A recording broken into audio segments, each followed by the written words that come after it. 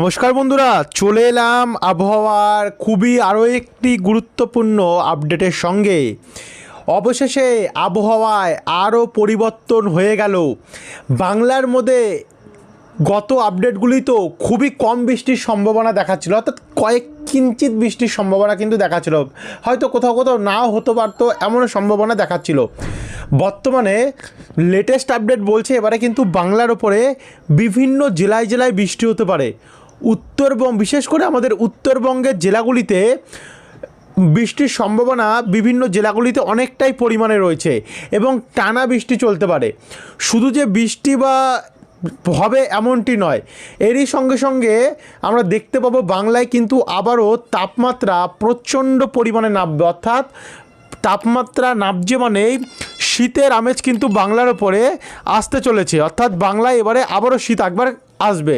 তারই সঙ্গে সঙ্গে পর পশ্চিমী ঝঞ্ঝা তো তৈরি হচ্ছেই, পর 4টি পশ্চিমী ঝঞ্ঝা কিন্তু আসতে চলেছে আমাদের বাংলার দিকে এগিয়ে। একই সঙ্গে দক্ষিণ মধ্য বঙ্গোপসাগরেও একটি ঘূর্ণাবর্ত তৈরি হচ্ছে, সেইটাও আপনাদেরকে আমরা এই আপডেটেই তুলে ধরবো। সব মিলিয়ে আপডেটটি খুবই গুরুত্বপূর্ণ হতে চলেছে। ভিডিওটিকে আপনারা বিনা স্কিপ করে অবশ্যই শুরু থেকে শেষ পর্যন্ত দেখতে থাকুন আপনাদের জেলার বিভিন্ন তথ্য জানতে হলে। ভিডিওটি আপনারা কোন জেলা থেকে দেখছেন, আপনাদের জেলায় আজ আবহাওয়া পরিস্থিতি কেমন চলছে, নিচে আমাদেরকে কমেন্ট বক্সে কমেন্ট করে জানাতে ভুলবেন না। এবং ভিডিওটি ভালো লাগলে লাইক করে দিয়ে আমাদের পাশে ঘন্টির চিহ্নটা আছে ওটা প্রেস করে দিয়ে অবশ্যই ভিডিওটিকে শেয়ার করে দেবেন। তো চলুন এবার চ্যানেলটিকে সাবস্ক্রাইব করে রাখতেও ভুলবেন না।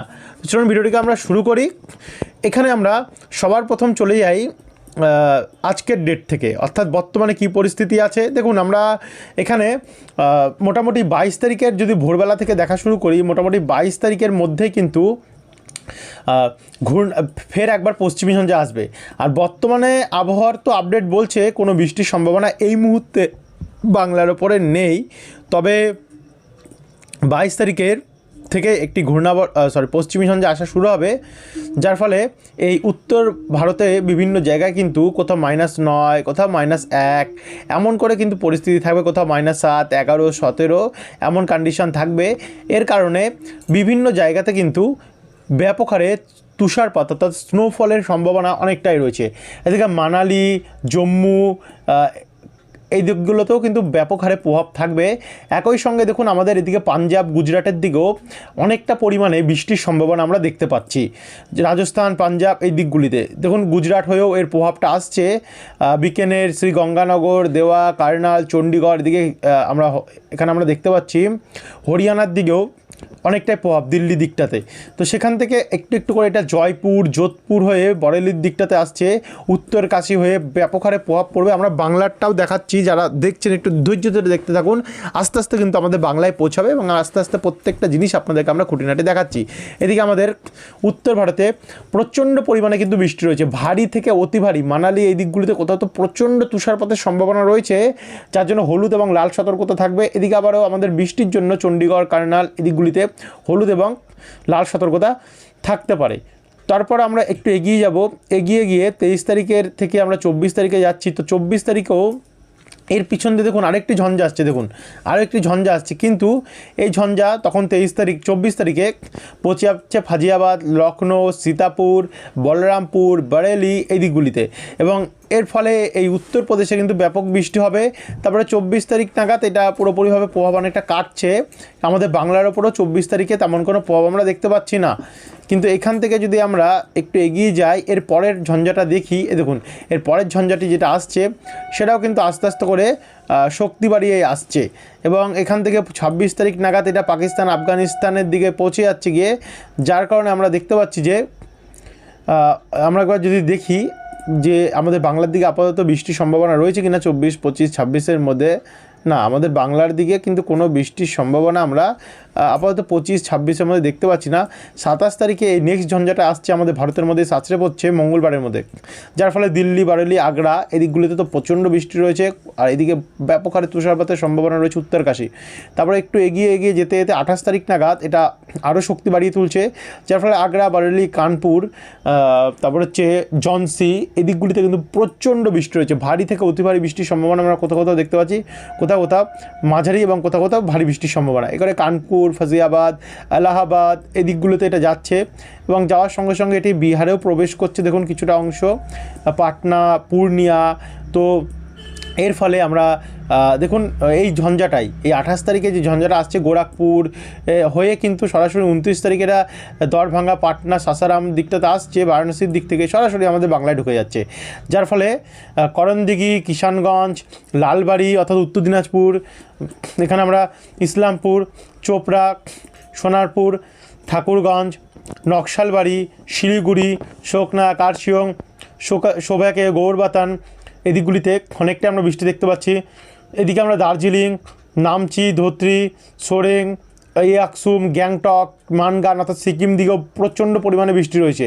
এদিকে নাগারকাটা, রামসাই, বিন্নারহাট, বীরপাড়া, ধূপগিরি, জলপাইগুড়ি, ফালাকাটা, হাসিমারা, বক্সদুয়ার এই জায়গাগুলোতেও কিন্তু অনেকটাই বৃষ্টি আমরা দেখতে পাচ্ছি।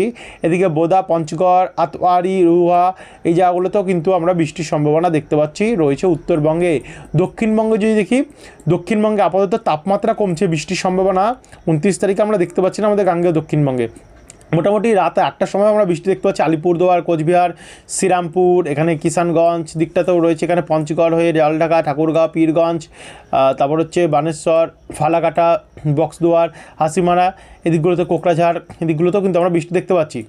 তারপরে এখান থেকে একটু এগিয়ে যাব, এগিয়ে 30 তারিখে যদি আমরা পরিস্থিতি দেখি, মোটামুটি 30 তারিখে কোনো বৃষ্টি নেই, 1 তারিখ 31এও কোনো বৃষ্টি নেই, অর্থাৎ এই দিনগুলো আবহাওয়া পরিষ্কার হবে এবং আস্তে আস্তে করে কখনো তাপমাত্রা আমরা দেখতে পাচ্ছি কতটা থাকবে, তাপমাত্রা একটু কমবে।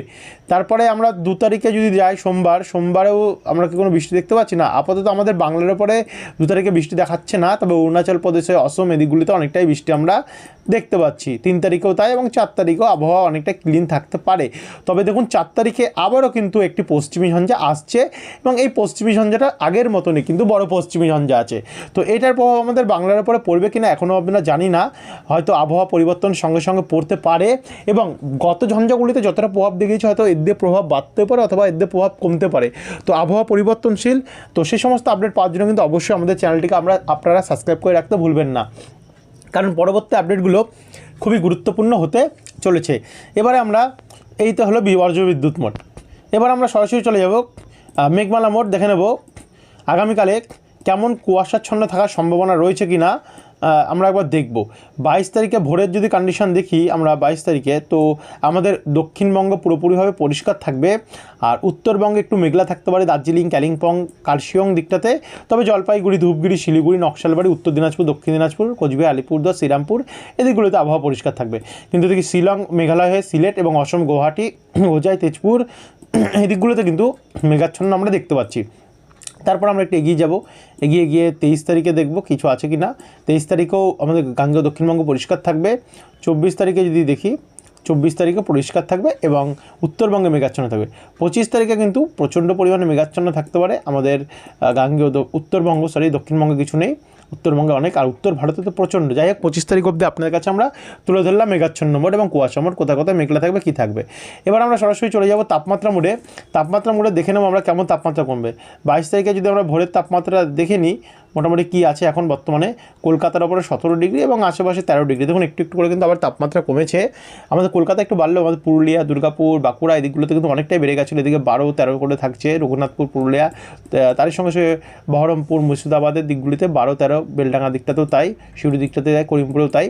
হাওড়ার দিকটাতে আমরা দেখতে পাচ্ছি 14-র মধ্যে থাকতে পারে, চন্দননগর, খড়দা এদিকে 15-16 এবং উত্তর 24 পরগনাতে 15-14-র মধ্যে থাকতে পারে, পূর্ব বর্ধমানে 13-র মধ্যে থাকবে এবং শান্তিপুর, নদিয়া, চাকদা, বনগাঁর দিকেও 13।